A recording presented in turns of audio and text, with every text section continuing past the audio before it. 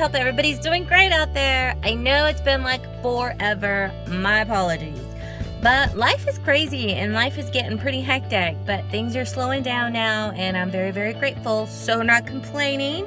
So let these things just be for a moment now. But anyhow, I'm so glad you are here to join with us, and I'm excited because God is doing a lot of good stuff, and I'm grateful to have the opportunity to share with you guys. But today is about love. Today we're going to talk about how love is patient, slow to anger. Yeah, that kind of love. The love I think we can all get better at. And so hopefully you hear something that is really tugging at your heart and you stick around. But if you haven't yet, please subscribe to Love Fully Alive so you can continue to join us, and then even turn on notifications so you will know when our new video is up, okay? Okay, so let's just dive in. Ready? He breaks down 2 Corinthians for us. You know, that beautiful scripture everybody uses at their wedding day, but then we totally forget about it in the midst of being married. That scripture. So we're going to start out with love is patient.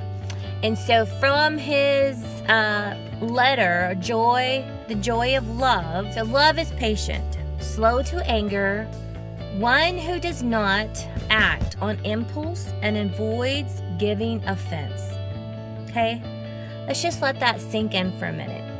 One who does not act on impulse and avoids giving offense. That is someone who is slow to anger. And that is someone who is expressing patience and love. Okay. I have to take a big old gulp, because I'm not always patient with those that I'm supposed to be loving, especially when I have a knee-jerk reaction to something that really rubs me the wrong way. We all know those moments, those times, but we want to focus a little bit more on how this is supposed to work. How does one do that? Become patient and love, and truly, intentionally, willingly are slow to anger. Okay, so for me, usually I have to do a checklist. And this I learned Counseling 101 when I started going back to school for all this awesome stuff. And anyhow, you're taught that HALT, H-A-L-T, is something you need to be well aware of, especially with substance abuse, and these are triggers. If I'm hungry, angry, lonely, or tired, any one of those will play into the fact that it would lead me into doing something or becoming someone I'm not very happy with, okay? So if I'm hangry, you've all heard of that, right? If I'm hangry, I am definitely gonna knee-jerk react to you if you rub me the wrong way. So for me, in order to grow in this love is patience, slow to anger, I have to really keep myself in check with the hungry, angry, lonely, and tired. If I'm running low or really close to hitting one of these walls, then I need to reevaluate what's going on in my life. What does that mean, reevaluate? What do I have to do? Reflect. Just take a step back and allow yourself to just be real with you, be honest, and make those adjustments as needed. If I'm hungry, okay, go get yourself something to eat. That's simple. If I'm angry, figure out what the heck is going on within me. Why am I angry? Why am I acting this way? What's going on? What's the deeper root of all this frustration? Am I lonely? Have I spent time with loved ones and really felt good in the company of these people, of others? If not, what's going on? Or vice versa. Have I allowed myself that me time? And that's different from being lonely. That's just allowing yourself to be alone and be okay with being alone. Some of us avoid that like the plague, and that's not it hurts more than helps. Okay, and then tired. Am I just tired? Am I overwhelmed? Am I overworked? Am I overrun? Am I stressed out? What's going on? So that's one way to just step back and reflect. And if all those are aligned and all those are checked off and you're healthy in every single one of those, then you really got to sit with yourself and ask, why am I behaving this way? Okay, so perfect example. In my household, no one likes to put their shoes away. I don't know about you guys, but those shoes are everywhere. In the dining room, under the table, in the living room, under a couch, in the bathroom, just left right there so you can trample all over. It's just ridiculous. And I get overwhelmed sometimes with picking up after shoes. And so the other day you heard me go off like crazy. And my daughter goes, well, Mom, that just means that the house is lived in. And I thought, yeah, that was a smart remark, but pick up your shoes anyways. But then I had to step back and I thought, yeah, okay, it is lived in, and there's much to be grateful for. Life is happening. Family is there. And there's the evidence of life because they're leaving everything behind for you to know that someone is there.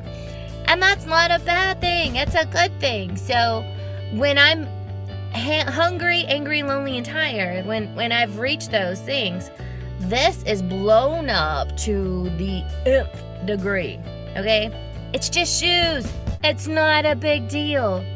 But when I'm failing and lacking in one of those, it can easily become explosive. That's when my emotions are on high. I'm just ready to just let everybody know that I am tired of picking up everybody's shoes and blah, blah, blah, blah. You know what it all can sound and look like. So then I know that when I'm knee-jerking, which is just reacting versus responding, something is up, okay? That's not truly living out love because, let's go back to the beginning, love is patient. Love is not forcing for change to happen. Love is not controlling. Love is slow to anger, not quick-tempered.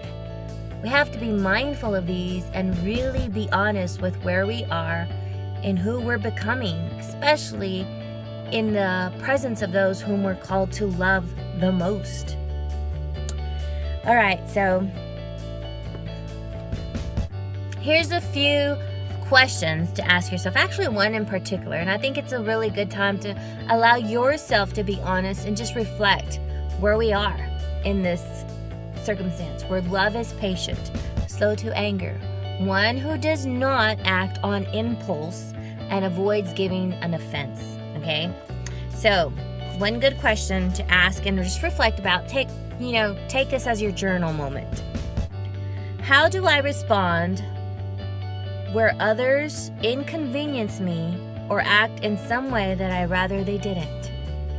How do I respond to others when they inconvenience me or act in some way I really wouldn't want them to? Okay? Am I aggressive towards them? Am I judgmental? Am I short with them? Or do I avoid them altogether and just ignore them as people? No one said this was going to be easy. It's not for me, and I hope it's tugging at a little bit of something within you. So just allow yourself to reflect. Allow yourself to answer those questions honestly. Where am I? How do I react? How do I respond to people? Especially when they're not doing things I want them to do, or they're not behaving in the way that I expect them to behave. Okay? Coming from one mom, maybe to another, but as just people, you can use this everywhere you go, in the workplace, at home, at play. Maybe you have a friend that really rubs you the wrong way and you're constantly trying to fix the person. Is that loving patiently? Be honest with the journaling and reflection and allow yourself to change. Ask yourself what it is that you need to address.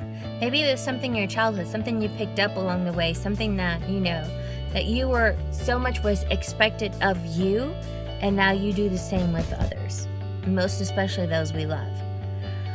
All right, beautifuls, that's all I have for you today. I am so glad you're back. I'm so glad that you're here to join us, and we're so grateful for the opportunity to share with you everything we've learned along the way so that you don't have to suffer the same mistakes. All right. God bless, goodbye, and we'll see you next time. Don't forget to subscribe to Love More Fully Alive.